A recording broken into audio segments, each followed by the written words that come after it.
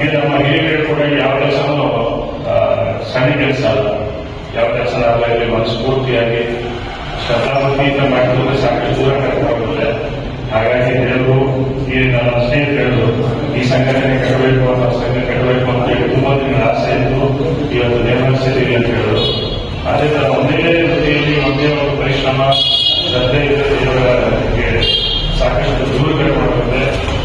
ಹಾಗಾಗಿ ನಿಮ್ಮದೇನು ಸಂಘಟನೆ ಇದೆ, ಸಂಘ ಇದೆ, ಏನು ಡೆಕೋರೇಷನ್ ಬಗ್ಗೆ ಮಾಡ್ತೀರಿ, ಒಳ್ಳೊಳ್ಳೆ ಆಡಳಿತ ಸಿಗಲಿ, ಒಳ್ಳೆ ಬೆಳವಣಿಗೆ ಆಗಲಿ, ನಿಮಗೆಲ್ಲ ದೇವರು ತುಂಬಾ ಒಳ್ಳೇದು ಮಾಡಿ ಅಂತ ಹೇಳಿ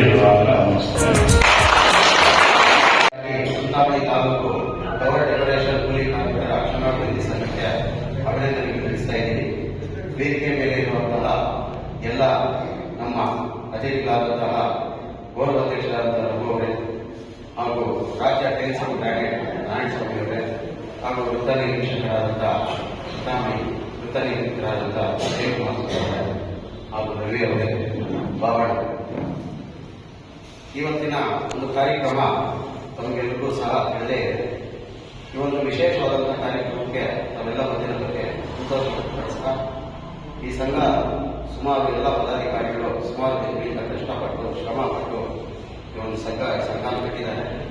ಮುಂದಿನ ದಿನದಲ್ಲಿ ದಯವಿಟ್ಟು ಎಲ್ಲರೂ ಸಂಘನ ನೀಟಾಗಿ ನಡೆಸಿಕೊಂಡು ಎಲ್ಲರಿಗೂ ವ್ಯವಸ್ಥಿತವಾದಂತಹ ಕಾರ್ಯಕ್ರಮಗಳನ್ನ ಮಾಡಿಕೊಟ್ಟು ಎಲ್ಲ ಶುಭ ಕಾರ್ಯಗಳಿಗೆ ಹೋಗಿ ಅವ್ರದೇ ಆದಂತಹ ಒಂದು ರೀತಿಯಾದಂತಹ ವ್ಯವಸ್ಥೆಯನ್ನು ಮಾಡಿಕೊಡ್ಬೇಕು ಅಂತ ಇನ್ನು ಎಲ್ಲ ಕಂಡಿದ್ದಾರೆ. ಎಲ್ಲ ಮಾತಾಡಿದೆ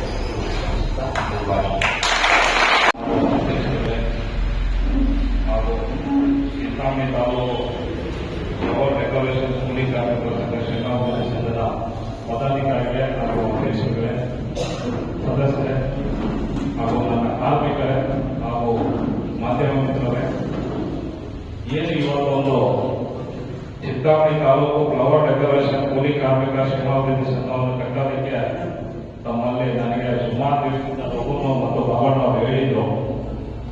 ಆ ಒಂದು ಆಸೆ ಇವತ್ತು ಈಡೇರಿಸ್ಕೊಂಡಿದ್ದಾರೆ. ಅದೇ ರೀತಿ ಸಂಘದ ಪದಾಧಿಕಾರಿಗಳು ಯಾರಿದ್ದಾರೋ ಅವರೆಲ್ಲರೂ ಒಂದು ಒಗ್ಗಟ್ಟಿನಲ್ಲಿ ನಡೆದರೆ ಮಾತ್ರ ಸಂಘದ ಅಭಿವೃದ್ಧಿ ಅಂತ ನಾನು ಹೇಳಕ್ಕೆ ಇಷ್ಟಪಡ್ತೀನಿ. ಎಲ್ಲರೂ ನಾವು ಉನ್ನತವಾದಂತಹ ಅಧ್ಯಕ್ಷರಾಗಿದ್ದೀವಿ, ಉಪಾಧ್ಯಕ್ಷರಾಗಿದ್ದೀವಿ, ಕಲ್ಯಾಣರಾಗಿದ್ದೀವಿ ಅನ್ನೋದು ಬಿಟ್ಬಿಟ್ಟು ಎಲ್ಲರೂ ಒಂದೇ ನಾವು ಕೂಲಿ ಕಾರ್ಮಿಕರು ಅಂತ ಹೇಳಿದ್ರೆ ಮಾತ್ರ ಸಂಘದ ಒಂದು ಧ್ಯೇಯನ ನಾವು ಮುನ್ನಡೆಸಬಹುದು ಅಂತ ನನ್ನ ಒಂದು ಉದ್ದೇಶ. ಏನಿವಾಗ ಸಂಘಟನೆ ಅಂತ ಹೇಳ್ಕೊಬಿಟ್ಟು ಸುಮಾರು ಇವು ನಡೀತಾ ಇದ್ದಾವೆ. ಅವನ್ನೆಲ್ಲ ನೀವು ಕಡಿವಾಣ ಆಗ್ಬೇಕು. ಮೊದಲು ನಾವು ಸಂಘಟಿತರಾಗಬೇಕು. ಈ ಸರ್ಕಾರ ಏನ್ ಮಾಡಿದ್ರೆ ನಮ್ಮನ್ನ ಅಸಂಘಟಿತರು ಅಂತ ಹೇಳ್ಕೊಂಡು ಒಂದು ಮೂಲೆ ಗುಂಪು ಮಾಡಿದೆ. ಸಂಘಟಿತರಿಗೂ ಒಂದು ನ್ಯಾಯ, ಅಸಂಘಟಿತರಿಗೂ ಒಂದು ನ್ಯಾಯ ಮಾಡ್ತಾ ಇದೆ. ಸಂಘಟಿತರು ಅಂದ್ರೆ ಟಿಎ ಎಲ್ಲ ಕೊಡ್ತಾರೆ, ಅಸಂಘಟಿತರು ಅಂದ್ರೆ ಏನೂ ಕೊಡಲ್ಲ ಈ ಸರ್ಕಾರ. ಈ ಒಂದು ಸುಮಾರು ದಿವಸಗಳಿಂದ, ಸುಮಾರು ವರ್ಷಗಳಿಂದ ಒಂದು ಕಾರ್ಮಿಕ ಇಲಾಖೆಗೆ ನಿಮ್ಮನ್ನೆಲ್ಲ ಸೇರಿಸಬೇಕು ಅಂತ ಹೇಳ್ಬಿಟ್ಟು ಒತ್ತಾಯ ಮಾಡಿ ಈಗ ಸುಮಾರು ಒಂದು 2 ತಿಂಗಳು ಹಿಂದ್ಗಡೆಗಿಂತ ಈ ಕಡೆಗೆ ಎಲ್ಲ ಒಂದು 40 ಲಕ್ಷ ಜನ ಕಾರ್ಮಿಕರನ್ನು ಸರ್ಕಾರ ಲೇಬರ್ ಡಿಪಾರ್ಟ್ಮೆಂಟ್ಗೆ, ಕಾರ್ಮಿಕ ಇಲಾಖೆಗೆ ಸೇರ್ಪಡೆ ಮಾಡಿದೆ. ಏನಪ್ಪ ಇದು ಅಂತ ಹೇಳಿದ್ರೆ, ಸಂಘದಲ್ಲಿ ಯಾವ್ಯಾವ ಸೇರ್ತಾರೆ ಅಂದ್ರೆ ಸುಮಾರು ಜನ ಇಷ್ಟು ದಿವಸ ಕಟ್ಟಡ ಕಾರ್ಮಿಕರು ಮಾತ್ರ ಇದ್ರು.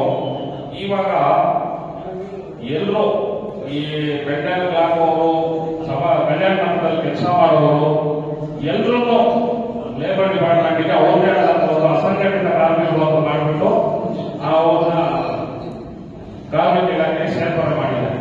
ಹಾಗಾಗಿ ತಾವು ಸಹ ಕಾರ್ಮಿಕ ಇಲಾಖೆಯಲ್ಲಿ ನೋಂದಣಿ ಮಾಡಿಕೊಂಡು ನೀವು ಒಂದು ವೃತ್ತಿ ರಚನೆ ಪಡ್ಕೊಂಡು ಅದರದ್ದೇ ಆದಂತಹ ಒಂದು ನಿಯಮಬದ್ಧದಲ್ಲಿ ನಿಮಗೂ ಕಾರ್ಮಿಕ ಮಾಡೋ ಕೆಲಸದಲ್ಲಿ ಏನಾದರೂ ತೊಂದರೆ ಆದಲ್ಲಿ ಆ ಒಂದು ಸಂಘದಿಂದ ಇಲಾಖೆಯವರಿಂದ ನಿಮ್ಗೆ ಏನ್ ಬೆನಿಫಿಟ್ ಸಿಗಬೇಕು ಅದನ್ನ ಕೊಡಕ್ಕೆ ಇವಾಗ ಅನುಕೂಲ ಮಾಡಿಕೊಟ್ಟಿದೆ.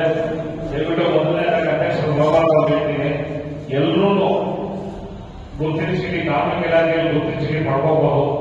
ಅದು ಲೀಗಲ್ ಆಗಿ ಇಷ್ಟು ದಿವಸ ಇರಲಿಲ್ಲ. ಇವಾಗ ಒಂದು 2 ತಿಂಗಳು ಹಿಂದಿನಿಂದ ಕರ್ನಾಟಕ ರಾಜ್ಯ ಸರ್ಕಾರ ಅದನ್ನು ಘೋಷಣೆ ಮಾಡಿದೆ. 40 ಲಕ್ಷ ಜನ ಕಲ್ಯಾಣ ಮಂಟಪದಲ್ಲಿ ಏನೇನು ಕೆಲಸ ಮಾಡ್ತಾರೋ ಅವರಿಗೆಲ್ಲ ಊಟ ಕಾಪೋದಿಂದ ಹಿಡಿದು ಎಲ್ಲರೂ ಈ ಸಿಕ್ಕಿದೆ, ನೀವು ಅದನ್ನ ಮಾಡ್ಕೋಬಹುದು ಅಧ್ಯಕ್ಷರೇ, ಈ ತೊಂದರೆ ಇಲ್ಲ. ಆ ಒಂದು ಸರ್ಕಾರ ಜಯಂತಿಯಿಂದ ಕಟ್ಬಿಟ್ಟು ನಮ್ಮ ರಘುವರ್ಗೆ ಆದಾಯ ತಿಳಿಸಿದ್ದೀನಿ, ನಾನು ನಿಮ್ಮ ಏಜೆನ್ಸಿ ಅವರು ತಿಳಿಸಿದ್ದೀನಿ. ಅವರು ನಮ್ಮ ಸಂಘದಲ್ಲಿ ರಾಜ್ಯ ಸಂಚಾಲಕರಾಗಿದ್ದಾರೆ. ರಘು ರಾಜಮಠದ ಯಾರಿಗೂ ಗೊತ್ತಿಲ್ಲ, ನಾವು ಇವಾಗಲೇ ಅದನ್ನು ಹೇಳ್ತಾ ಇದ್ದೀನಿ, ನಮ್ಮ ರಾಜಮಠದಲ್ಲೇ ಸಂಚಾಲಕರಾಗಿದ್ದಾರೆ ರಘು. ಹಾಗಾಗಿ ನಾನೇ ಹೇಳ್ತೀನಿ ಅಂತ ಹೇಳಿದ್ರೆ, ಈ ಎಲ್ಲ ಒಂದು ಸೌಲಭ್ಯಗಳನ್ನ ನೀವು ಪಡ್ಕೋಬೇಕಾಗಿ ನಾವಲ್ಲಿ ನಿಮ್ಮಲ್ಲಿ ನಾನು ಸವಿನಯ ಮನವಿ ಮಾಡ್ತಿದ್ದೀನಿ. ಎರಡನೇದಾಗಿ ನೀವು ಏನೇ ಕಷ್ಟ ಕಲ್ಪನೆಗಳಿದ್ರು ನೇರವಾಗಿ ಸಂಘಟನೆ ಮಾಡಿರ್ತಕ್ಕಂಥ ಅಧ್ಯಕ್ಷರನ್ನ ಬಂದು ಕೂಲಂಕುಷವಾಗಿ ನೀವು ನಮ್ಗೆ ಈ ತರ ತೊಂದರೆ ಆಗ್ತಾ ಇದೆ ಅಂತ ಹೇಳ್ಬಿಟ್ಟು ಹೇಳಿದ್ರೆ ಅವರು ಇತ್ಯರ್ಥ ಪ್ರಶ್ನೆ ಮುಂದೆ ಇರ್ತಾರೆ. ನಾನು ಸಹ ನಿಮ್ಮ ಒಂದು ಯಾವುದೇ ತರ ಏನೇ ನಿಮಗೆ ಬೇಕಾಗಿರೋ ಸೌಲಭ್ಯಗಳಾಗಿರ್ಬೋದು, ಯಾವುದೇ ತರ ಈ ತರ ಮಾಡ್ಕೊಡೋಣ ಅಂತ ಹೇಳಿದ್ರೆ ನಾನು ಬಂದು ನಿಮ್ ಹಿಂದೆ ನಿಂತು ನಾನು ಮಾಡ್ಕೊಡೋಕೆ ರೆಡಿಯಾಗಿದ್ದೀನಿ.